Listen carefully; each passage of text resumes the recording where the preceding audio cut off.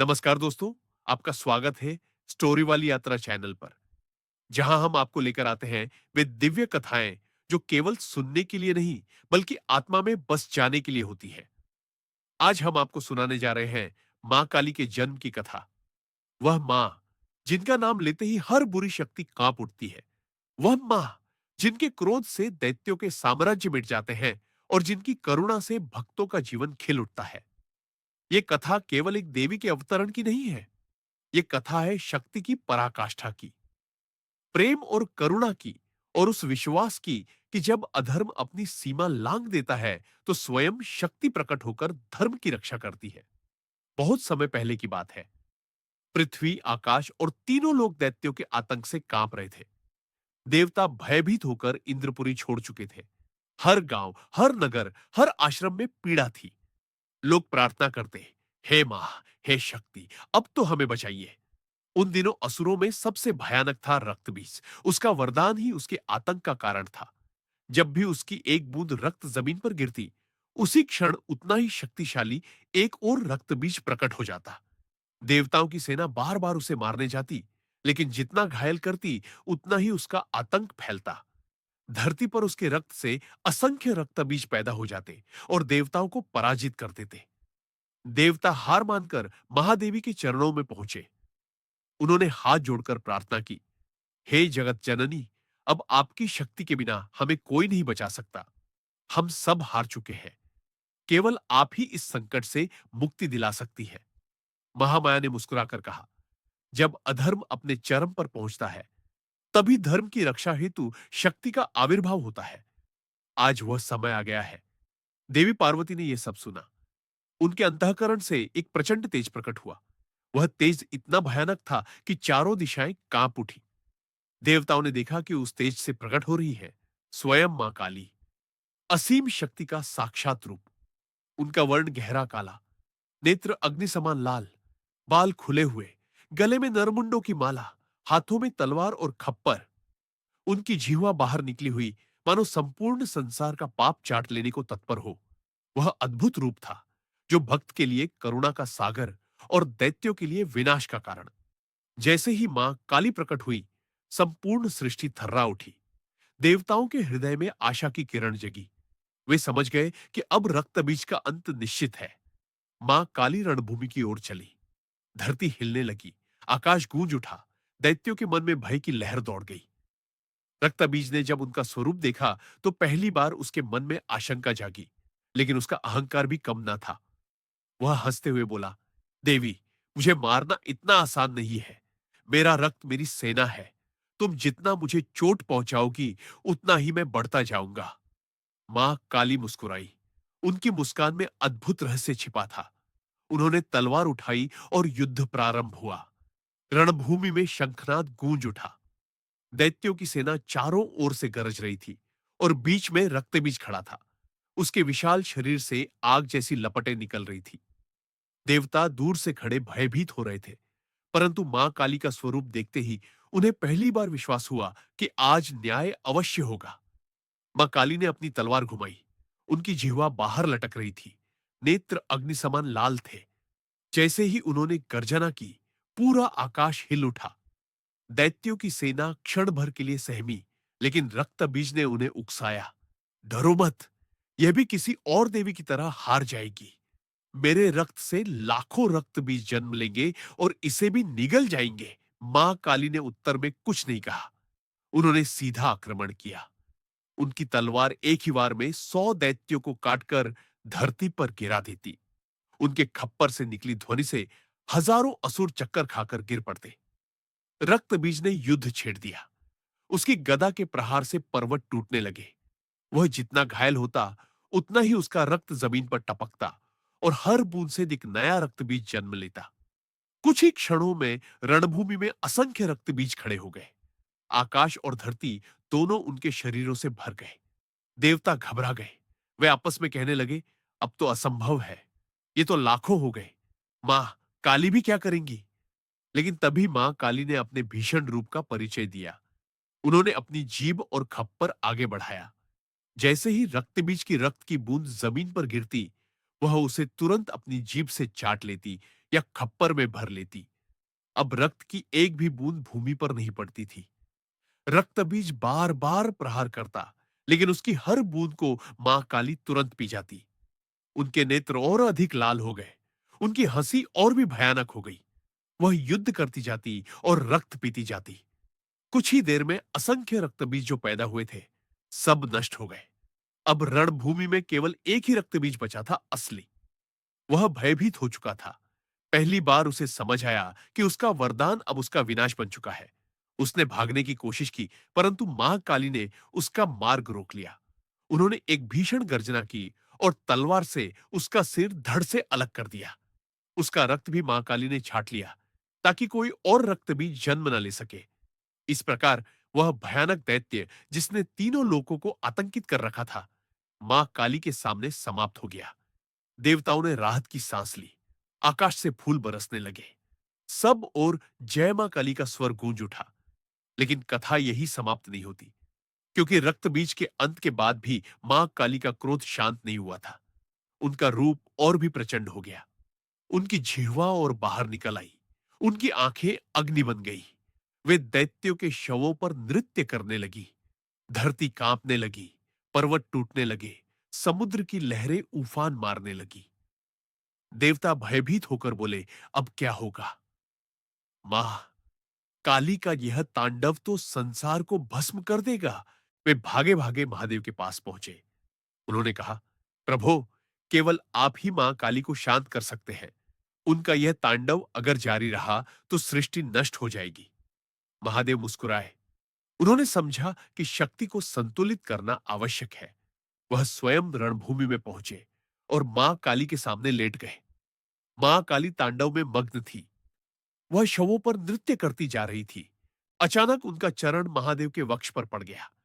उसी क्षण उन्हें मान हुआ कि वे अपने ही पति पर आ गई हैं। उनका क्रोध शांत हो गया। उन्होंने अपनी जिह्वा काटी और लज्जा से सिर झुका लिया। देवताओं ने जयकारा लगाया, जय मां काली, जय महादेव, सृष्टि बच गई, धर्म की रक्षा हुई। रक्त बीज का अंत और महादेव के चरणों पर मां काली का तांडव रुक जाना केवल एक घटना नहीं थी, बल्कि संपूर्ण सृष्टि को एक गहरा संदेश देने वाला प्रसंग था।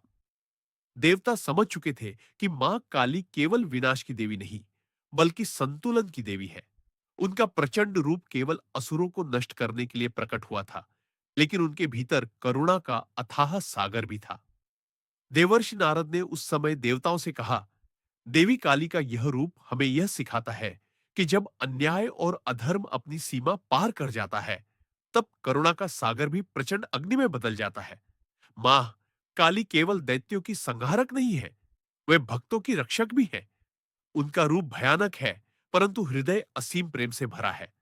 देवता उन्हें प्रणाम कर बोले, हे जगत जननी, आपके बिना हम कुछ नहीं। आपके इस रूप ने संसार को बचा लिया।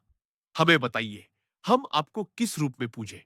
मां काली ने उत्तर दिया, जो मुझे भक्ति और प्रेम से पुकारेगा, मैं उसके हर संकट को नष्ट कर दूंगी। जो सत्य के मार्ग पर चलेगा, मैं उसका मार्गदर्शन करूंगी। मेरा यह रूप तुम्हें भयावह प्रतीत होता है, परंतु यही रूप तुम्हें सिखाता है कि जब तक मनुष्य अपने भीतर के अंधकार को नष्ट नहीं करेगा, तब तक वह प्रकाश को प्राप्त नहीं कर सकता। उनके वचनों से सारा आकाश गूंज उठा। देवता नतमस्तक होकर उनकी आराधना करने लगे। कहा जाता है कि मां काली का गहरा काला रूप केवल बाहरी आवरण नहीं है, वह इस बात का प्रतीक है कि मां संपूर्ण ब्रह्मांड की उस ऊर्जा का स्वरूप है, जो समय और मृत्यु दोनों से परे है। उनका स्वरूप अंधकार की तरह अनंत है। जैसे अंधकार में समस्त ब्रह्मांड समा जाता है, वैसे ही मां काली में संपूर्ण सृष्टि समा जाती है। उनकी जिह्वा का बाहर निकला रहना अहंकार का दमन है। उनकी माला में नरमुंड ज्ञान के उन द्वारों का प्रतीक है, जिन्हें साधक को पार करना होता है। उनके हाथों में खप्पर और तलवार ये बताते हैं कि मां अपने भक्तों के अज्ञान का सिर काटकर उन्हें ज्ञान प्रदान करती है। युगों युगों से भक्त मां काली की पूजा करते आए हैं, कभी युद्ध में विजय पाने के लिए, कभी भय को नष्ट करने के लिए, कभी अपने भीतर के अंधकार को दूर करने के लिए। मां काली का नाम लेते ही मनुष्य के भीतर साहस जग जाता है। बंगाल की धरती पर तो मां काली को विशेष रूप से पूजित किया जाता है। काली पूजा की रात दीपों और मंत्रों से वातावरण गूंज उठता है। भक्त मानते हैं कि मां काली केवल बाहरी शत्रुओं का नाश नहीं करती, बल्कि हमारे भीतर छिपे हुए लोभ, क्रोध, ईर्ष्या और अहंकार का भी अंत करती है। एक प्राचीन कथा आती है, एक साधक था जो जीवन भर भयभीत रहता था। उसे हर समय लगता कि कोई उसका अहित कर देगा। वह बार बार देवी से प्रार्थना करता, मां, मुझे भय से मुक्ति दो। वर्षों की साधना के बाद मां काली उसके सामने प्रकट हुई। उन्होंने कहा, बेटा, भय बाहर से नहीं आता, भय तेरे भीतर है। जब तक तू अपने भीतर की कायरता को समाप्त नहीं करेगा, तब तक मैं भी तेरी रक्षा नहीं कर सकती। उठ, अपने भीतर के अंधकार को काट और मेरे नाम का जाप कर। साधक ने वही किया। धीरे धीरे उसके जीवन से भय समाप्त हो गया और वह निर्भीक बन गया। यही है मां काली की असली कृपा। वह भक्त को उसके भीतर छिपी कमजोरियों से मुक्त कर देती है। इसलिए उन्हें मुक्तिदायिनी कहा जाता है। मां काली की उपासना से यह भी सीखने को मिलता है कि संसार अस्थाई है। धन, वैभव, शरीर सब क्षण भंगुर है। मां काली समय की देवी है और समय सबको नष्ट करता है। इसलिए उनका स्मरण हमें यह समझाता है कि अहंकार छोड़कर केवल भक्ति और प्रेम से जीवन जीना ही सच्चा धर्म है। देवताओं ने जब यह रहस्य सुना तो उन्होंने बार बार मां काली को प्रणाम किया। उनकी स्तुति करते हुए कहा, हे जगत जननी, आप काल की भी अधिष्ठात्री है। आपके बिना कोई अस्तित्व नहीं। हमें आशीर्वाद दीजिए कि हम धर्म के मार्ग पर सदा चले। मां काली ने हाथ उठाकर आशीर्वाद दिया। उनके आशीष से देवताओं के हृदय में नया बल, नई शक्ति और नया साहस भर गया। रक्त बीज के अंत और देवी के क्रोध शांत होने के बाद देवताओं के हृदय में एक नई शांति उतर आई। वे सभी हाथ जोड़कर मां काली के चरणों में नतमस्तक हो गए। इंद्र ने कहा, हे मां, आपने न केवल हमें बल्कि संपूर्ण सृष्टि को विनाश से बचाया है। यदि आप न होती तो हम सब अंधकार में डूब जाते। कृपया हमें सदा अपनी छाया में रखना। मां काली ने अपने स्वर में करुणा और दृढ़ता दोनों मिलाकर उत्तर दिया, देवताओं और मनुष्यों, यह मत भूलना कि अधर्म और अन्याय केवल बाहरी रूप में ही नहीं, तुम्हारे भीतर भी रहते हैं। जब भी तुम अपने भीतर के अहंकार, लालच और क्रोध को पोषित करोगे, तब वही रक्त बीज की तरह बढ़ेंगे। मैं तभी प्रकट होती हूं जब यह अंधकार असहनीय हो जाता है। इसलिए अपने जीवन को धर्म, करुणा और सत्य से भर दो। तभी मेरी शक्ति तुम्हारे साथ रहेगी। उनके वचन सुनकर देवताओं की आंखें भर आई। सभी ने प्रण किया कि वे केवल धर्म और सत्य का ही पालन करेंगे। समय बीतता गया, लेकिन मां काली की महिमा युगों युगों तक बनी रही। भक्तों ने अनुभव किया कि जब भी वे सच्चे मन से मां को पुकारते हैं, तो कोई ना कोई अदृश्य शक्ति उनकी रक्षा करती है। एक किसान था जो हर साल काली पूजा के समय मिट्टी से मां की मूर्ति बनाता और उनकी पूजा करता। उसके पास अधिक साधन नहीं थे, लेकिन उसकी भक्ति सच्ची थी। एक वर्ष भयंकर बाढ़ आई। उसका घर, खेत सब बह गए। किसान टूट गया और रोते हुए बोला, मां, सब कुछ चला गया, अब मेरा क्या होगा? उसी रात उसने स्वप्न में देखा कि मां काली उसके सामने प्रकट हुई। उन्होंने कहा, बेटा, संसार का धन नाशवान है। तूने मुझे सच्चे मन से पुकारा है, इसलिए मैं तुझे कभी अकेला नहीं छोड़ूंगी। उठ, कल से नए बीज बो। मैं तुझे ऐसी शक्ति दूंगी कि तेरा जीवन फिर से संवर जाएगा। सुबह जब किसान उठा तो उसके भीतर नया साहस था। उसने नए सिरे से मेहनत शुरू की और कुछ ही वर्षों में उसका जीवन बदल गया। ऐसी ही असंख्य कथाएं हैं जहां मां काली ने अपने भक्तों को निराशा से आशा और भय से साहस की ओर बढ़ाया। मां काली के स्वरूप का सबसे बड़ा रहस्य यही है कि वे हमें यह सिखाती है, असली युद्ध बाहर नहीं, भीतर है।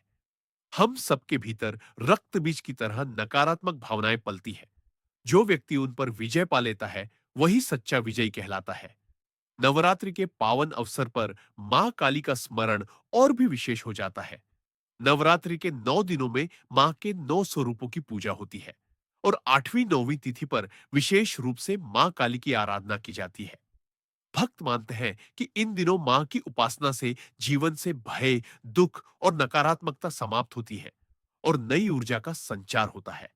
दीपक की रोशनी, ढाक की ध्वनि, घंटियों की गूंज और मां के जयकारों से वातावरण पवित्र हो उठता है। भक्त अपनी भक्ति के अनुसार व्रत, ध्यान और साधना करते हैं। मां काली का नाम स्मरण करने मात्र से ही मन में साहस का संचार होता है। और अंत में मां काली का आशीर्वाद यही है, जो भी मुझे सच्चे मन से पुकारेगा, उसका मैं कभी त्याग नहीं करूंगी। मैं उसके मार्ग से अंधकार हटा दूंगी और उसे सत्य और धर्म की ओर ले जाऊंगी। प्रिय श्रोताओं, यह थी मां काली के जन्म और उनकी महिमा की अद्भुत कथा। आपने सुना कि कैसे उन्होंने रक्तबीज जैसे असुर का अंत किया और संसार को अधर्म से बचाया। आप सबको मां काली का आशीर्वाद प्राप्त हो। आपके जीवन से भय और दुख दूर हो और आपके हृदय में साहस, शक्ति और करुणा का संचार हो। स्टोरी वाली यात्रा चैनल से हम आपको नवरात्रि की हार्दिक शुभकामनाएं देते हैं। जय मां काली, जय माता दी।